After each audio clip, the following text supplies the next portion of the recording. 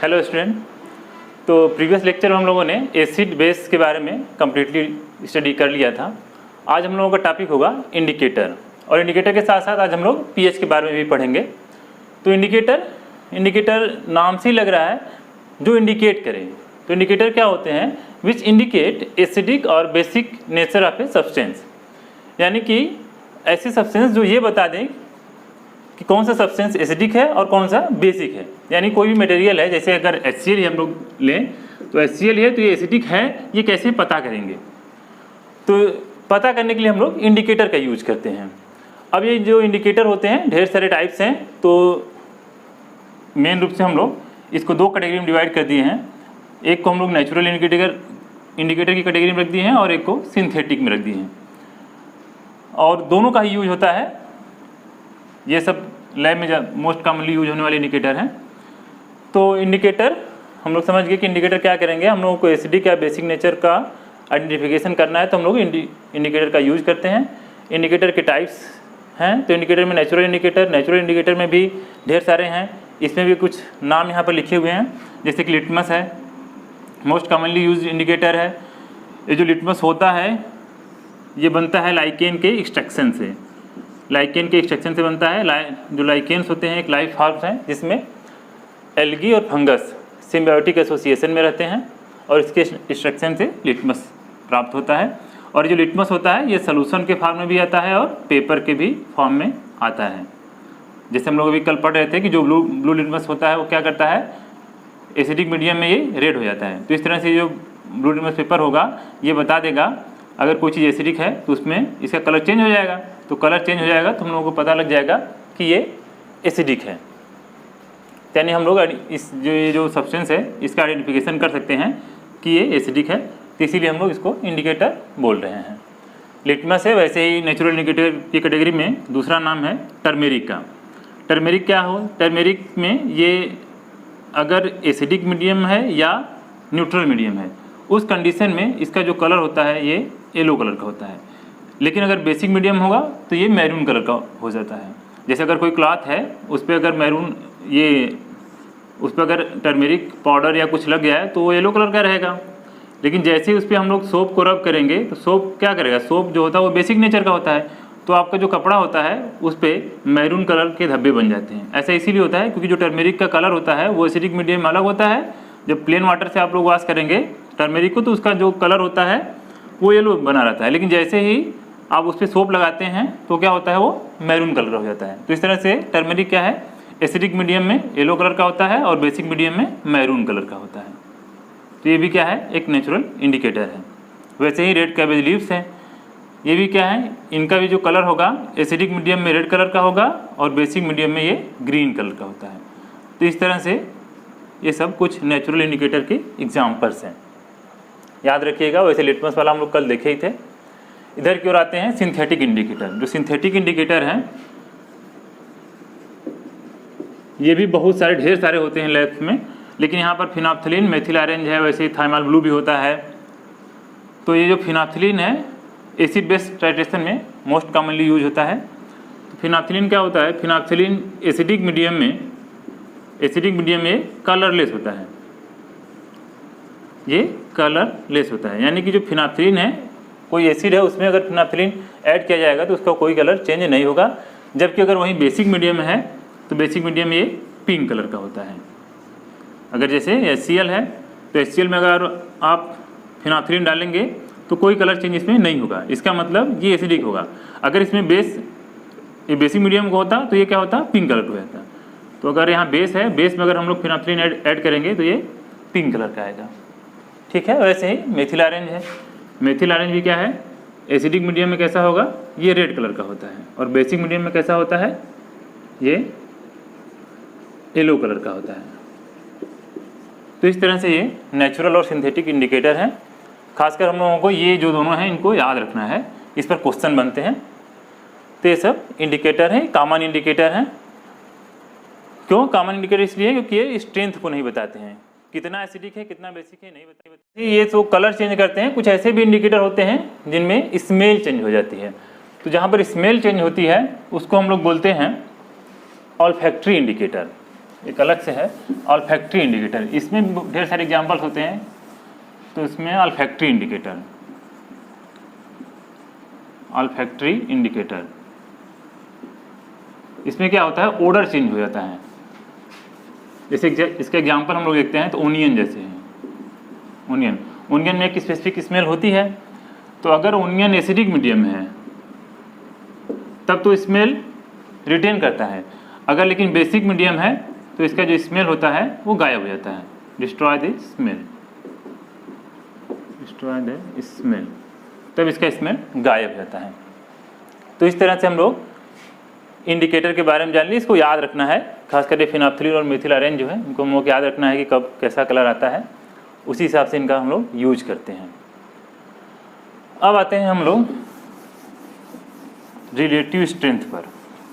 अब इसको हम लोग समझते हैं।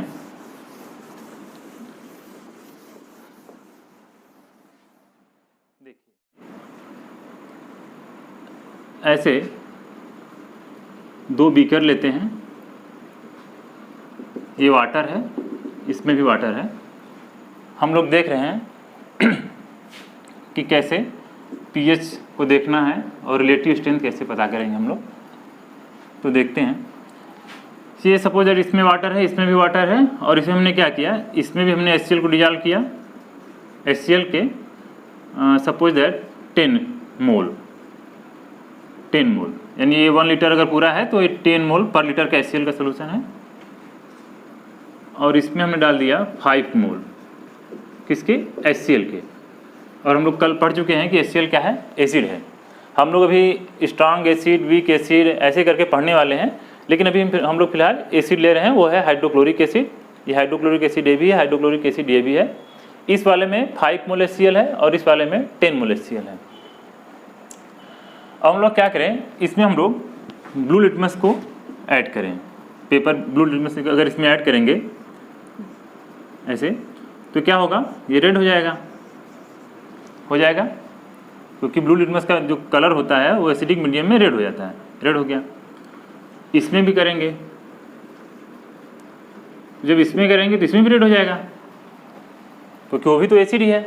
लेकिन ये क्या था, यहाँ पर 10 मोल था और यहाँ पर क्या था, 5 मोल था। तो ये इसमें जो एसिड का अमाउंट था वो तो ज़्यादा था उतने ही वाटर में, और यहाँ पर कम था। लेकिन इंडिकेटर ने क्या किया, इंडिकेटर ने ये तो बताया कि कौन, मतलब एसिडिक नेचर तो बता दिया, तो एसिडिक नेचर इसका भी था, एसिडिक नेचर इसका भी था। लेकिन ये जो इंडिकेटर था ब्लू लिटमस, यह नहीं बता पाया कि कौन सा ज़्यादा एसिडिक है। यानी कि जो एक ये ब्लू लिटमस का है, कॉमन इंडिकेटर है। तो जो कॉमन इंडिकेटर होते हैं can not tell about relative strength,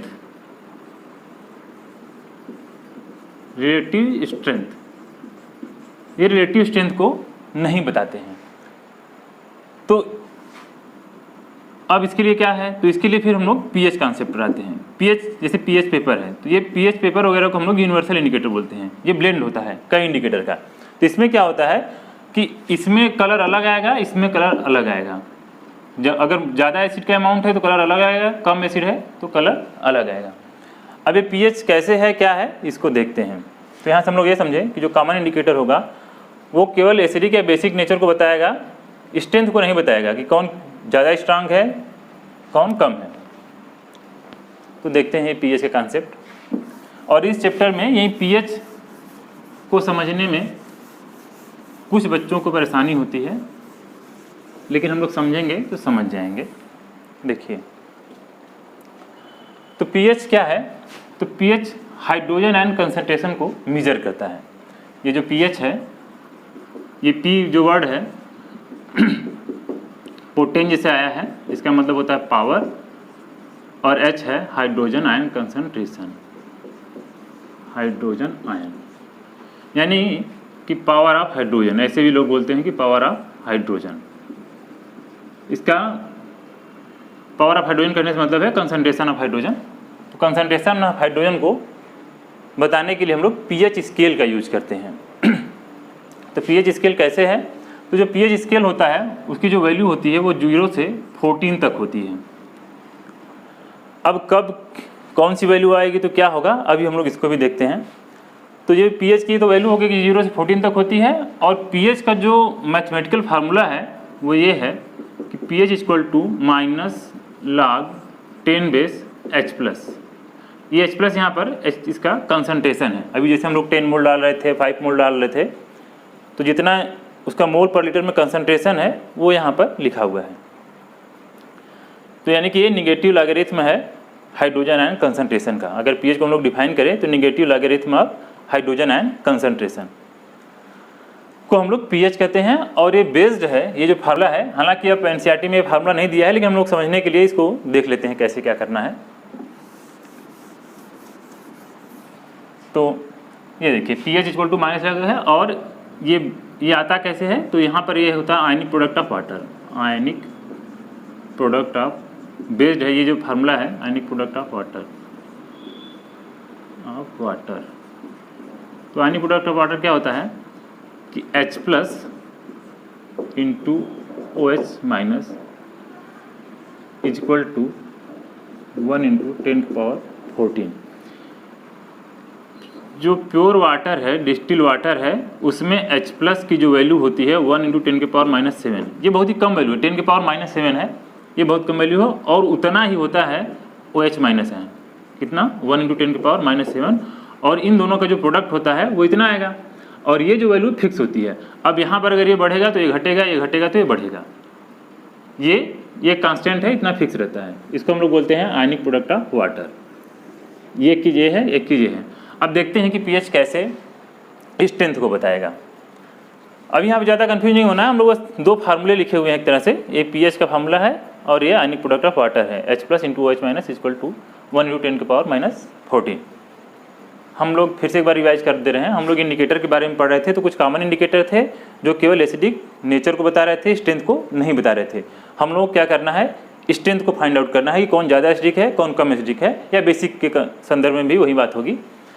तो देखते हैं, देखिए अब वही वाला कॉन्सेप्ट फिर से लेते हैं। मान लीजिए कि यहाँ पर ये HCl का सलूशन है और ये भी HCl का सलूशन है, और यहाँ पर जो HCl के अमाउंट है वो है, जो HCl का कंसनट्रेशन उस एसिड का वो है 0.01 मोल पर लीटर। मतलब 0.01 मोल HCl की इसमें है 1 लीटर में, और वैसे यहाँ पर हम मान लेते हैं 0.001 मोल पर लीटर का HCl सलूशन है। ये है और ये भी है, ठीक। तो अभी हम लोग देखे थे कि कॉमन इंडिकेटर रहेगा, तो कॉमन इंडिकेटर का जो कलर होगा वो दोनों में ही, अगर ब्लू लिटमस पेपर हम लोग लेंगे तो यहाँ पर रेड आएगा और वहाँ पर भी रेड आएगा, यानी कि रिलेटिव स्ट्रेंथ को कॉमन इंडिकेटर नहीं बता पाएगा। अब देखते हैं pH कैसे बताएगा। तो देखिए, तो हम ये देख रहे हैं कि ये क्या है, ये वैल्यू ज़्यादा है। अगर इसको हम लोग देखें तो ये 1 कितना है, 1/100 है, और ये कितना है 1/1000 है।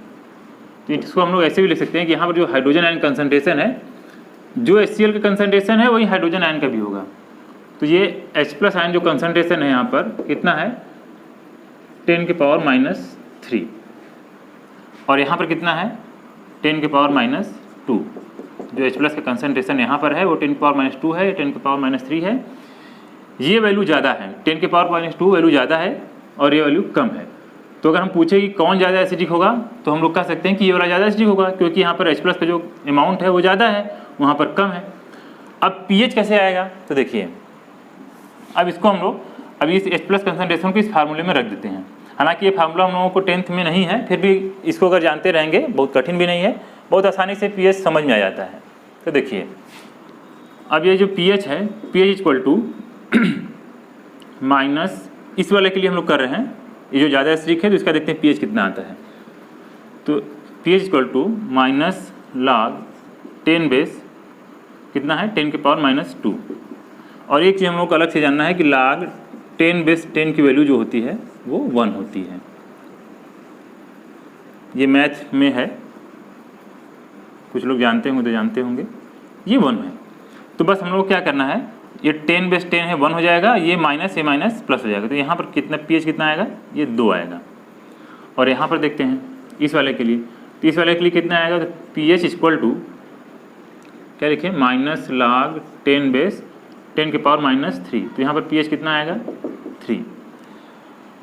तो अब यहाँ पर हम लोग ये समझ गए, लेकिन यहाँ से तो हम लोग ये कन्फर्म है कि यहाँ H+ ज़्यादा है और यहाँ H+ कम है, और जहाँ H+ ज़्यादा था वहाँ pH की वैल्यू कम आई है कि नहीं। जहाँ H+ ज़्यादा था वहाँ pH की वैल्यू कम आई, यानी कि pH की वैल्यू कम होने का मतलब होगा कि वो ज़्यादा एसिडिक है, और pH की वैल्यू ज़्यादा होने का मतलब होगा कि वो कम एसिडिक है।